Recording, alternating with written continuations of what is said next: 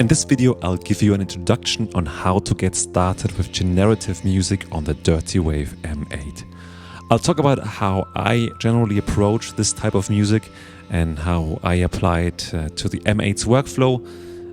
If you follow this channel, you might recognize the intro track. So this is actually a generative M8 track, which I've released on an EP of mine. It's consisting only of M8 songs, so if you're interested in that track specifically, then check out my EP on Bandcamp. The link is in the description. Shameless plug, I know. But if you get it from there, you have actually access to all of the bundles, meaning you can put those tracks on your M8 headless or the real device, and you can check out how they are made. For this video, I have created a separate sequence that really highlights the vast capabilities of the M8. I personally think I still haven't really touched everything this device can do, because just this tracker workflow is just amazing for this type of music. So let's listen to this sequence that I've created for this video, but be aware that it's not the most musical generative sequence I have ever created. It's more to highlight what is possible. So, but anyways, here it is.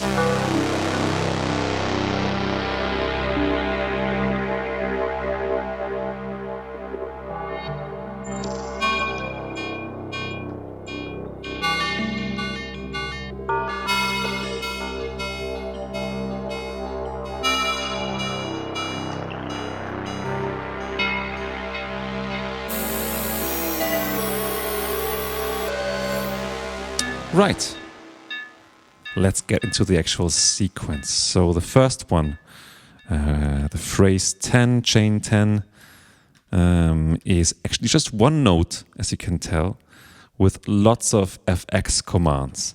So before we get into those, let's have a look at the instrument. So the instrument is just a macro synth with, not really that much going on. It's got some effects on it, obviously. There's nothing in the table.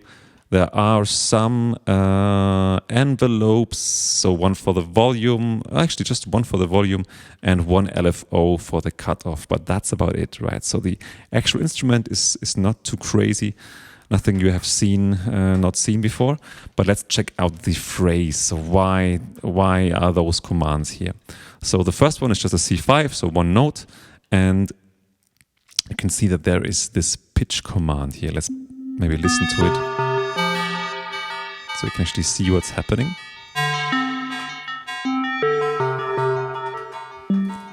Yeah, so the kind of main thing here are those hop commands here. So the hop command, if you look at it in the description, means it will actually jump to a certain row, right? So in this case, it jumps to row 0, right? But nothing is happening here. That's because I have added here a pitch command, and this pitch command is then being changed. So pitch means it changes the note value, right? And this is then manipulated by the random command. So what does the random command do? It basically randomizes the command after it. Before it? After it? Right, you know what I mean, right? So this command basically affects this pitch command. So it will just change this value randomly. But if we put the note here, then listen what's going to happen. So you have this. Basically, you will always hear the C5, and only on this step will the randomize command kick in. And you don't want that. You want actually, or at least I, in this case, want the note always to be different. Right? So that's why I put it here. So the second thing that you'll notice is those hop commands also have chance on them, right? That means they're not always going to fire. And I do this for the reason that I want kind of a burst of notes first, right? So the chance here, the value, is set to 66%. So there's a higher than 50% chance that this hop command will jump back to the start. And that means you will have usually a couple of notes and then a break afterwards. So that's what I want, right? I want kind of a burst of notes and then a break, right? And those are less than 50% here, again, to add some variety to this phrase, right? So let's, this one actually can go, I guess, yeah. So let's listen to it again, and you can see actually it happening, right? So now nothing happened. Now a couple of notes fired. Again, a couple of notes fired.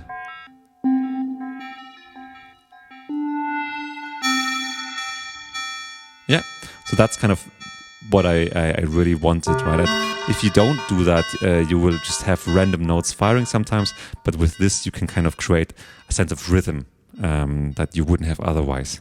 So on the last row there is another effects command, and this affects the timbre. Timbre? Je m'appelle David. Yeah, okay, my French is not very good. I think timbre, it's pronounced in English, I guess. And if you hit play, you actually see this working in the instrument page. Right, so you see here the timbre is actually changing and jumping around, which creates some variety in the sound, right, of the sequence. And the delay does the rest then. The delay kind of fills in the empty part of this, right? So yeah, so this is, in my opinion, a good demonstration of what I personally think is important in generative music. So you want variety in notes, right, which we have with this pitch command. We have variety in sound, which we have with the timbre command here, right? So you change the sound of it. And you have variety in rhythm by these hop commands here. The only thing that's missing a little bit is variety in song structure. So this actually fires quite regularly. What you could do, however, is maybe implement an LFO for the volume, right? So you could here have a volume LFO which cuts out the sound entirely for maybe a minute and then brings it back, right? So if you have a longer running sequence to create some variety, right? Which I have not done here for this demonstration. Yeah, and one more thing very important with the pitch command, I have added a scale here. So there's the scale mode, which you can enter if you go up on this phrase page. And I have just picked major for this, so you will not fall out of key. Yes, so that's the first one. This is for me like a really good example why the M8 is so powerful, because I have added just FX commands. I haven't added a table even, right? Nothing. It's just mainly FX commands that create variety, right? So let's have a look at the second one. So this one is the bass sound, and the bass sound is super simple. You only have a C4 note here, nothing else, right? And the C4 note actually is being manipulated not by the pitch command in this case, but by the table, right? So in this case, I do use the table for pitch manipulation. But let's first maybe have a look at the instrument page. This is a bass sound, a saw with a sub attached to it. And there is an envelope on the color and an envelope on the timbre, again, to change the sound a little bit. And there is an LFO on the cut of a pretty slow LFO to, again, add some variety to this synth. So now, why did I choose a table for this? Well, first of all, I changed the table tick rate here to 0. And if you look at what it says down here, it says note increment. And that means note increment that only when a note is played, so when this here this note is being played, the table will increment by 1 step. So that means that if you look at this here now, that every time the note is repeated, it will go 1 step ahead. And at the end of that sequence, I have the command T hop and T or table hop, and that actually will replay the table from position 0. So in this case, I've also added this chance command here, and I've done that because I don't want this note variation to always play, right? So I want either the C note to play or the variation here, right? So if you listen to it now. There you go, now it triggered. Now it didn't trigger. Now it did trigger, right? And if you listen to it again, C, and then this one. Did trigger again. Didn't trigger. and this one didn't trigger. See, so there is some variation going on. In addition, I have added some empty rows here. So the F8 phrase is empty, just to make this a bit longer and not, so it's not changed that often. So if we go now here, you'll see this actually plays out way, way longer. There you go.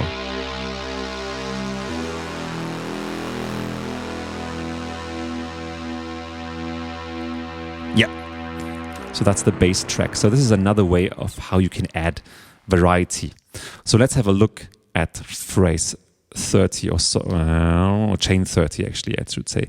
And this is actually a sample, and there is also a chance attached to that. Actually 13% only. Let's increase that for the sake of this video, and let's listen to it in. Listen to it. So this is actually, I think, a guitar sample of mine that I have put on a lot of reverb and put down the dry a little bit. And in this case, nothing happens in the first phrase, but in the second phrase, I've added a change of play mode, right? and a pitch command as well. So depending on how the chance is being triggered, it might change the play mode to reverse. So the sample would reverse in direction, and it will increase the pitch to a certain amount, right? And let's, for the sake of trying it out, let's also increase the pitch or the chance here, and see what's happening if I play this phrase now.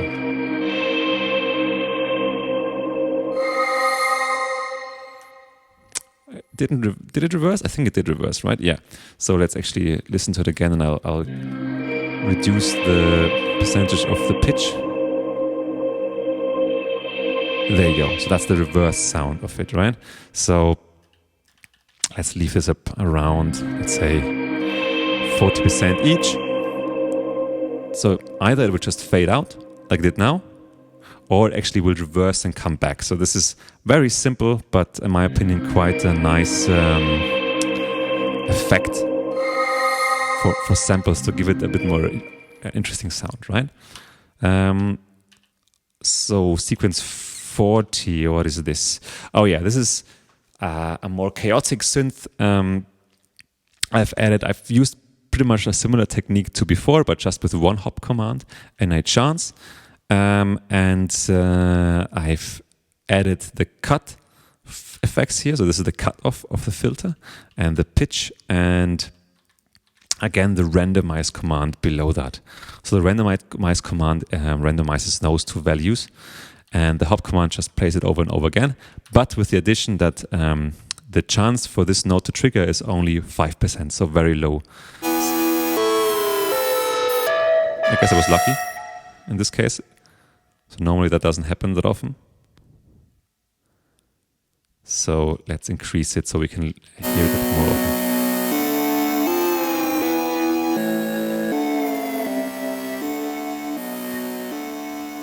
There you go.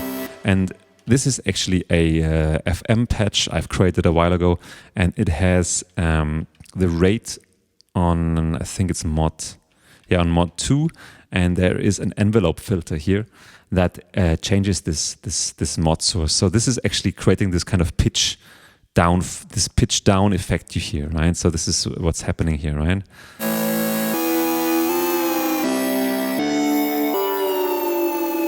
There you go.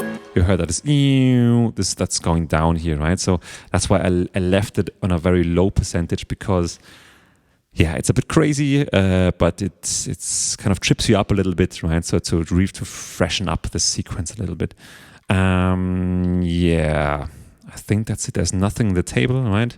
It's only, affecting an envelope, affecting the mod source, an envelope the volume, and an LFO is affecting actually both the cutoff, and that's because there's one that's changing very slowly and one that is almost acting like another envelope, right? But this is not really part of this video. It's just an FM synth that I've built, right? So, yeah. So let's have a look what's happening in phrase 50. So phrase 50 looks a bit different. As you can tell, there's a lot of stuff going on here. But don't worry, it's actually pretty simple. There's one note and one instrument. That instrument is a drum sample, and this drum sample is being first manipulated by the FX tracks here, and those are a pitch track. So the pitch track or the pitch command actually is being changed by the randomize command all the time. The start of the sample is being changed all the time, and the cutoff is being changed. So if you press play now and you look at the instrument page, you can actually see that the start is changing, you can see the cutoff is changing, but you can also see that the resonance is changing. So how does that work? It's not an LFO. This is actually completely blank here. Blanca, right? Street Fighter. That's a different product by Teenage Engineering, actually. Never mind. So how is the resonance being changed? So that's happening through a table. Again, I've lowered the tick rate, and then I have a resonance command here, and I have the randomize command changing this. So that's why the resonance is changing. And yeah, there you have it. This is the track here, which is again not the best of my personal favorites that I've done of those generative tracks, but I will include the bundle for you to check out. I hope this was helpful. Consider subscribing or whatever those YouTubers say. I don't really care. Do whatever you want. I hope you have a great day. See ya.